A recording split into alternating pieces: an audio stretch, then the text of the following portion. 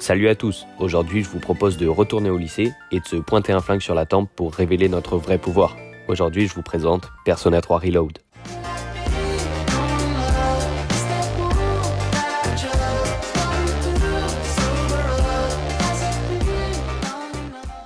Dans Persona 3 Reload, vous allez incarner un jeune adolescent du nom de Minato, qui après un déménagement sera logé dans un dortoir pour étudiants. Ce dortoir pour étudiants, c'est la base secrète d'un groupe de lycéens assez spécial. L'intrigue se base autour de l'heure sombre, une 25e heure invisible dans laquelle sont seulement éveillés les utilisateurs de Persona. Donc vous l'aurez compris, ces lycéens assez spéciaux. Nous reviendrons un peu plus tard sur les Persona, ne vous inquiétez pas. Dans cette heure sombre, le reste du monde est plongé dans un sommeil profond et enfermé dans des cercueils. Mais bon, ça c'est un détail. Bref, cette heure sombre n'est pas là pour rien.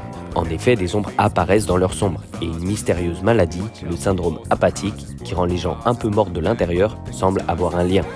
Le lycée, durant l'heure sombre, se transforme en Tartare, tour abstraite et gigantesque. Votre but sera de l'explorer de plus en plus haut, pour en découvrir les secrets et enfin arrêter l'heure sombre. Et notez que cette situation n'a pas l'air de trop déranger nos lycéens, car dès les premières minutes de jeu, notre personnage, encore inconscient de ses pouvoirs, va simplement venir se coller un flingue sur la tempe pour aider sa camarade. Ok, je pense que c'est le moment de vous en dire un peu plus sur les Persona. Les Persona, c'est la représentation de l'âme du manieur, et pour l'invoquer, il faudra se tirer un coup sur la tempe avec un évoqueur. Dites-vous qu'au début de l'aventure, notre personnage ne sait même pas ce qu'est qu'un évoqueur. Il est donc arrivé et s'est tiré une balle en toute détente. Normalement, chaque manieur ne possède qu'une persona, mais notre personnage, un peu spécial, pourra en maîtriser plusieurs. Plusieurs personas qu'il faudra savoir gérer pour s'adapter en combat. Et je pense que c'est la transition parfaite pour vous en parler. Les combats se dérouleront en tour par tour, vous devrez prendre en compte les faiblesses et les résistances de vos adversaires pour les attaquer au mieux.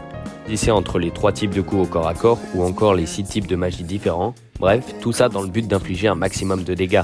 Vous ou un de vos adversaires venez à se prendre une attaque critique ou une attaque sur sa faiblesse, un tour bonus sera donné à l'équipe ayant donné le coup. Si vous réussissez à mettre à terre tous vos ennemis grâce à ces attaques, une super attaque deviendra alors disponible et toute l'équipe se ruera sur les adversaires, les attaquant de tous les éléments de magie forte de votre groupe. Et enfin viennent les attaques théurgiques, des attaques spéciales et uniques à chaque personnage. Pour les réaliser, il faudra monter leur barre de théurgie au maximum. Pour ce faire, il faudra les jouer avec leur attaque de prédilection. Par exemple, Yukari, personnage de soutien, verra sa barre de théurgie s'augmenter à chaque fois que vous soignez un allié. Bref, vous allez devoir, comme dit précédemment, gravir le Tartare, une immense tour de plusieurs centaines d'étages, avec à chaque fois des trésors à trouver et des ombres à combattre. Chaque étage est généré aléatoirement et même si vous revenez dans un étage que vous avez déjà visité, il ne sera plus le même. Et oui, j'ai bien dit des centaines d'étages. Mais ne vous en faites pas, car même si ça semble astronomiquement long, chaque étage ne vous prend en moyenne que 5 minutes à explorer. Et ok, je sais que tout le monde n'est pas fan du mode tour par tour, mais écoutez un peu la musique des combats absolument incroyables.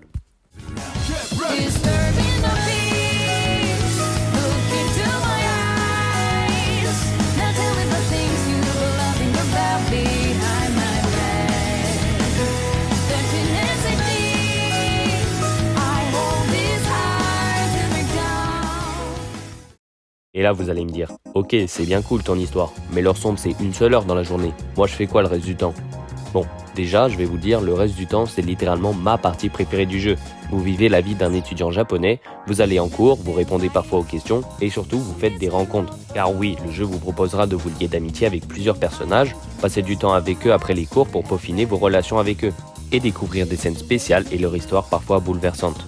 Et sinon, entre autres, vous pourrez aller au karaoké, à la salle d'arcade, aller manger au restaurant, aller visiter les boutiques des rues commerçantes, des dizaines d'activités sont disponibles. Et autant vous dire que la musique de la place centrale est clairement ma préférée.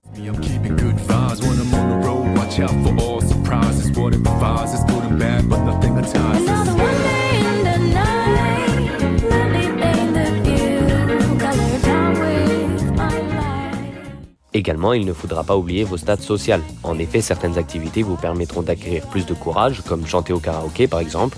D'autres vous donneront plus de savoir, comme réviser à la bibliothèque, et d'autres plus de charme, comme travailler au café par exemple. Ces stats ne sont clairement pas à négliger, car certaines relations avec les personnages ne pourront commencer que si vous êtes assez intelligent par exemple.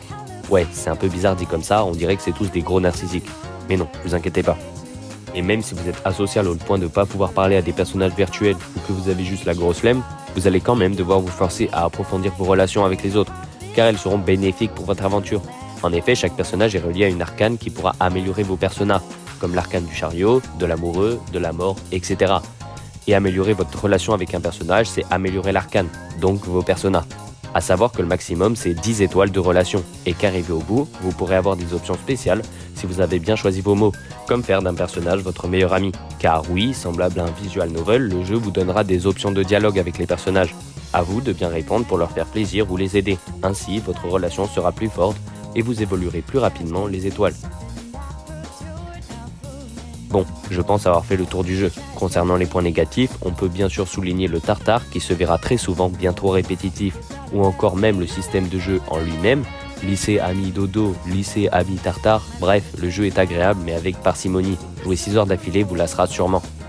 En tout cas, j'espère que cette vidéo vous aura plu. N'hésitez pas à lâcher un like, commentaire et abonnement, ça me fait toujours plaisir. N'hésitez pas également à me dire quel jeu vous aimeriez voir dans une prochaine vidéo. Et moi je vous dis à la prochaine, ciao.